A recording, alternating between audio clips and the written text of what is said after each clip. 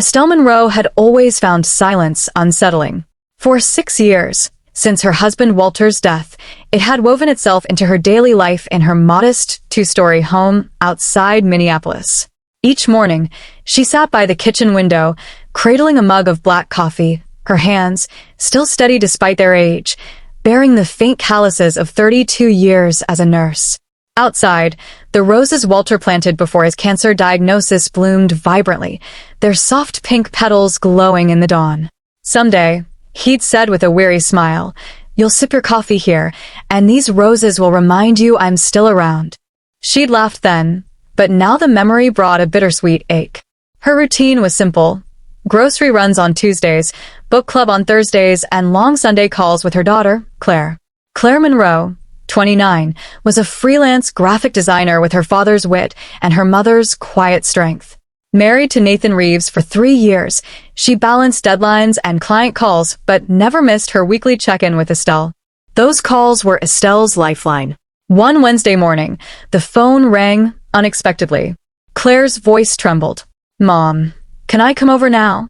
Estelle's heart skipped. "Of course, sweetheart. Are you okay?" Claire's reply was vague, but urgent. "I just need to talk. I'll be there." An hour later, Claire arrived, her eyes bright with emotion. Taking her mother's hands, she whispered, "Mom, I'm pregnant." Estelle's heart soared. After years of loss, this felt like a new beginning.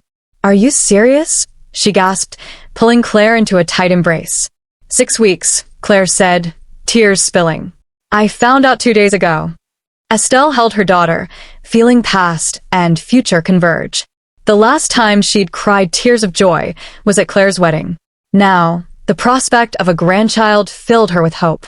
That night, she lit a candle and spoke to Walter's photo on the mantel. "You're going to be a grandfather," she whispered. "You'd have spoiled that baby rotten." The next days were warm with planning. Estelle dusted off Claire's old baby blankets, and they pored over ultrasound schedules and baby names. But when Estelle asked about Nathan's reaction, Claire's face shadowed. He was surprised. "It wasn't planned," she said quickly. "He'll come around." Estelle nodded, but a nurse's intuition caught the hesitation in Claire's voice. She brushed it off, focusing on the joy. But joy, she'd learned, could be fragile. A week later, the doorbell rang at 9 a.m. Claire stood there, disheveled, clutching a suitcase and crumpled papers, her face swollen from crying. "Mom, I had nowhere else to go," she choked. Estelle pulled her into her arms. No questions asked. When Claire could speak, the story tumbled out. Nathan, stunned by the pregnancy, had grown distant. 3 days later, he'd sat her down and said, "I'm not ready to be a father. I can't do this." He packed a bag and left, filing for divorce, without explanation. Estelle's rage simmered, but she focused on Claire, who was trembling with fear. "How will I raise a baby alone?" Claire whispered. Estelle took her hand. "You won't. We'll do this together. I've held more babies than I can count. We've got this." They built a new rhythm.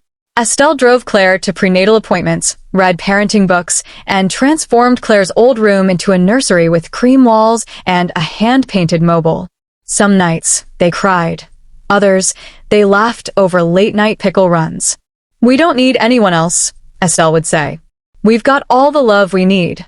Slowly, Claire began to believe it. Claire went into labor 2 weeks early on a cool spring morning. Estelle, her nursing instincts sharp, moved with calm urgency.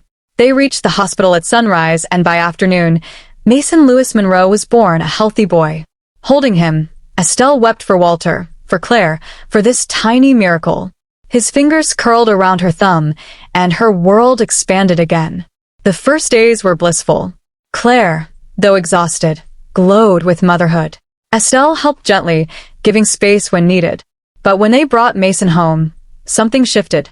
Claire held him constantly, even during meals, declining Estelle's offers to help with a strained smile. "He needs to stay close," she'd say. Soon, she refused to let anyone touch him, keeping her room dark and the door shut. She claimed it was to protect him from the loud world. Estelle respected her boundaries, but grew uneasy. The house was too quiet, no cries, no coos, no signs of a living newborn. On the second day home, Estelle knocked softly. "Claire, want to come down for tea?" Let Grandma see Mason? Claire's voice was distant. He's sleeping. Big feeding earlier. Estelle's instinct screamed. Newborns didn't sleep silently for hours. No diaper smells, no wipes in the trash. That evening, she overheard Clare whispering, "You're such a good boy, Mason." So quiet. The silence was deafening. The next morning, Estelle tried again. "Clare, isn't it time for his checkup? Pediatricians see newborns within a week." Claire's eyes were dark with exhaustion. "It's too early. The world's too loud." Estelle's hands trembled as she cleared breakfast dishes. That night, standing outside Claire's door, she heard only Claire's soothing whispers, no baby sounds. She made a decision. While Claire showered, Estelle crept to the nursery. Her heart pounded as she opened the door. The room was dim, curtains drawn. Claire sat on the bed, rocking a blanket, whispering, "Here's your milk, baby." Estelle's eyes adjusted, and her breath caught. Mason's face was pale, lips blue, limbs stiff. He'd been gone for days. Estelle's knees buckled. She'd seen death, but never like this. Never her grandson, cradled in love's denial. Claire looked up, smiling serenely. "Did I wake you, Mom?" Estelle choked out. "No, just checking on you." Claire hummed, "Mason won't settle, so I'm singing to him." Estelle approached, her voice breaking. "Claire, can I hold him?" Claire clutched him tighter. "He's resting." "He gets fussy if passed around." Estelle swallowed a scream. "Claire, we need to go to the hospital." Claire frowned. "He's not sick." "He's just quiet." She waved Mason's limp hand. "Say hi to Grandma." Estelle whispered, "I believe you, but let me help." Stepping into the hallway, she dialed 911, her voice steady despite her shattering heart. "My daughter just had a baby. I believe he's passed, but she hasn't realized." Within 20 minutes, an ambulance arrived. EMT Mike approached gently. Estelle led them upstairs, knocking softly. "Claire, some people are here to check on Mason." Claire opened the door a crack, puzzled. "He's fine." "Just sleeping." Mike peered into the blanket, his face still. "We need to take Mason to the hospital," he said carefully. Claire insisted. "He's warm." "He was smiling this morning." Estelle, tears falling, pleaded, "Let them help." Claire clutched Mason, whispering, "I can't be alone again."